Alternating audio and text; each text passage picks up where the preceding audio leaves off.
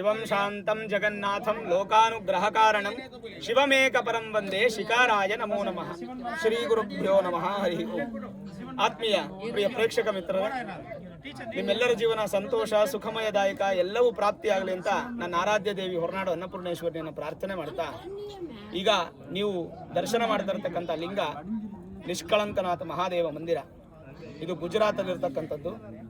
ಬಹಳ ವಿಶೇಷವಾಗಿರ್ತಕ್ಕಂಥ ಒಂದು ಸ್ಥಳ. ಇದರ ಬಗ್ಗೆ ಒಂದು ಸ್ವಲ್ಪ ವಿಚಾರವನ್ನು ತಿಳಿಸ್ತೀನಿ, ನೀವು ತಿಳ್ಕೊಳ್ಳೇಬೇಕು. ಒಮ್ಮೆ ಆದರೂ ಜೀವನದಲ್ಲಿ ಒಂದು ಭೇಟಿ ಮಾಡಲೇಬೇಕು.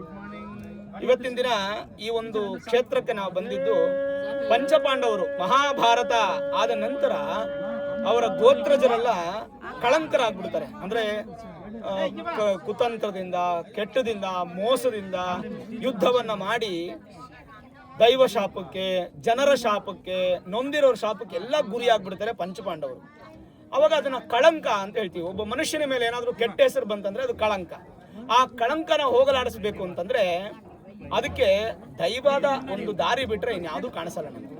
ಹಾಗಾಗಿ ನಾವೇನ್ ಮಾಡ್ತೀವಿ, ವಿಶೇಷವಾಗಿ ದೇವರನ್ನ ಆರಾಧನೆ ಮಾಡ್ತೀವಿ. ಆದ್ರೆ ಪಂಚಪಾಂಡವರು ಆಗ ಮಾಡ್ಲಿಲ್ಲ.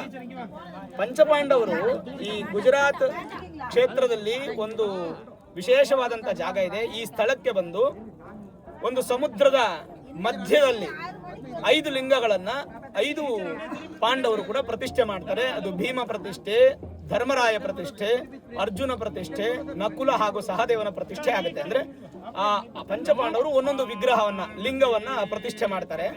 ಈ ಪ್ರತಿಷ್ಠೆ ಮಾಡಿದ್ಮೇಲೆ ಸಮುದ್ರ ಪ್ರತಿನಿತ್ಯ ಒಂದು 20 ಅಡಿ ಎತ್ತರಕ್ಕೆ ಬಂದು ಈ 5 ಲಿಂಗಗಳನ್ನ ಮುಚ್ಚಿಬಿಡುತ್ತೆ. ಅಂದ್ರೆ ಸುಮಾರು 1.5-2 ಕಿಲೋಮೀಟರ್ ದೂರದಲ್ಲಿರ್ತಕ್ಕಂಥ ದೇವಸ್ಥಾನ ನೀರು ಹಾಗೆ ಹಿಂದೆ ಹೋಗಿ ದೇವಸ್ಥಾನ ಕಾಣುತ್ತೆ.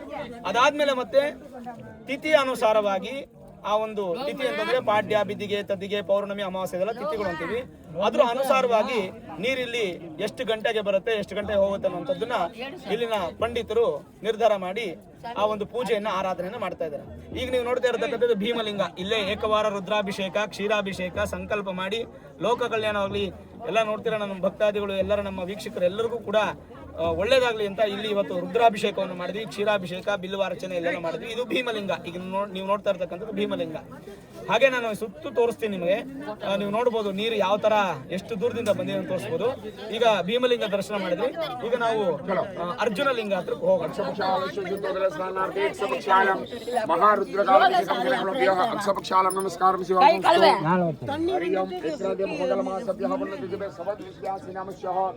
ಇದು ನೀವು ನೋಡ್ತಾ ಇರ್ತಕ್ಕಂಥದ್ದು ಅರ್ಜುನ ಲಿಂಗ.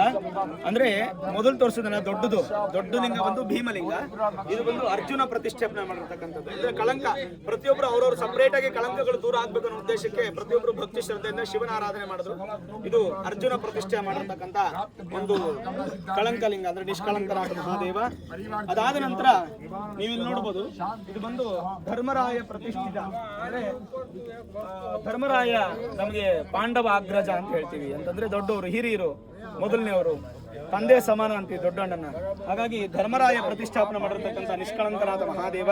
ಅಂದ್ರೆ 5 ಜನ 5 ಈಶ್ವರನ ಲಿಂಗವನ್ನ ಪ್ರತಿಷ್ಠೆ ಮಾಡಿ ತಮ್ಮ ಕಳಂಕವನ್ನ ದೂರ ಮಾಡಿಕೊಂಡಿದಂತ ಅತ್ಯಂತ ಪವಿತ್ರ ಹಾಗೂ ಮಹಾಪುಣ್ಯ ಕ್ಷೇತ್ರ ಇದು.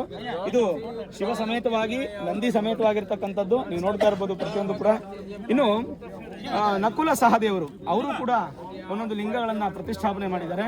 ಇದನ್ನು ನೀವು ಕಾಣಬಹುದು ಇಲ್ಲಿ. ಇದು ಒಂದು ನಕುಲ ನಿರ್ಮಿತ ಶಿವಲಿಂಗ. ಆ ನಕುಲ ಈ ಲಿಂಗವನ್ನು ಪ್ರತಿಷ್ಠೆ ಮಾಡಿ ನಂದಿ ಸಮೇತವಾಗಿ, ಕೂರ್ಮಪೀಠ ಸಮೇತವಾಗಿ ಪ್ರತಿಷ್ಠಾಪನೆ ಮಾಡಿ ತನ್ನ ಕಳಂಕವನ್ನು ದೂರ ಮಾಡಿಕೊಂಡಿದ್ದು. 4ನೇ ಭ್ರಾತೃ ಅಂತ ಹೇಳ್ತೀವಿ. ಭ್ರಾತೃ ಅಂದ್ರೆ ಅಣ್ಣ ತಮ್ಮಂದ್ರು ಅಂತೀವಿ. ಮೊದಲನೇದು ವಿಶೇಷವಾಗಿ ಧರ್ಮರಾಯ, 2ನೇದು ಭೀಮ, 3ನೇದು ಅರ್ಜುನ ಆಯ್ತು. ಇದು ನಕುಲ ಪ್ರತಿಷ್ಠೆ. ಇನ್ನೊಂದು 5ನೇದಾಗಿ ಸಹದೇವ ಪ್ರತಿಷ್ಠಾಪನೆ ಮಾಡಿರ್ತಕ್ಕಂಥದ್ದು. ಇದು ಸಹ ನೀವು ನಂದಿ ಕೂರ್ಮಪೀಠ ಸಮೇತವಾಗಿ ನೀವು ನೋಡ್ಬೋದು. ಇದು ವಿಶೇಷವಾಗಿ ಸಹದೇವ ಪ್ರತಿಷ್ಠಾಪನೆ ಮಾಡಿರ್ತಕ್ಕಂಥದ್ದು. ಇಲ್ಲಿ ಸಹದೇವ ಪ್ರತಿಷ್ಠಾಪನೆ ಮಾಡಿ ಪೂಜೆ ಮಾಡಿ ಈ ಲಿಂಗನ ದರ್ಶನ ಮಾಡಿರ್ತಕ್ಕಂಥದ್ದು. 5 ಪಂಚಪೀಠಗಳು ಅಂದ್ರೆ ವಿಶೇಷವಾದ ಪೀಠ ಅಂತ ಹೇಳ್ಬೋದು.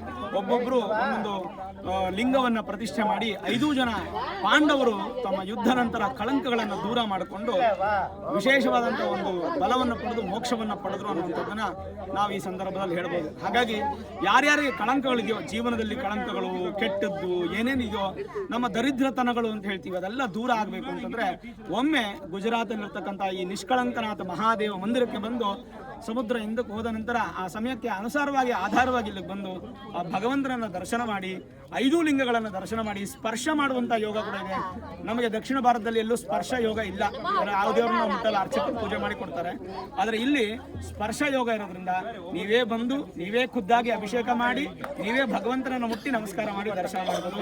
ಖಂಡಿತ ಎಲ್ಲರೂ ಬರಲಿ, ನಿಮ್ಮೇಲಿರ್ತಕ್ಕಂಥ ಕಳಂಕಗಳೆಲ್ಲ ದೂರ ಆಗಲಿ, ಭಗವಂತ ನಿಮ್ಗೆ ಒಳ್ಳೇದು ಮಾಡಲಿ ಅಂತ ನಾನು ಕೂಡ ಪ್ರಾರ್ಥನೆ ಮಾಡ್ತೀನಿ.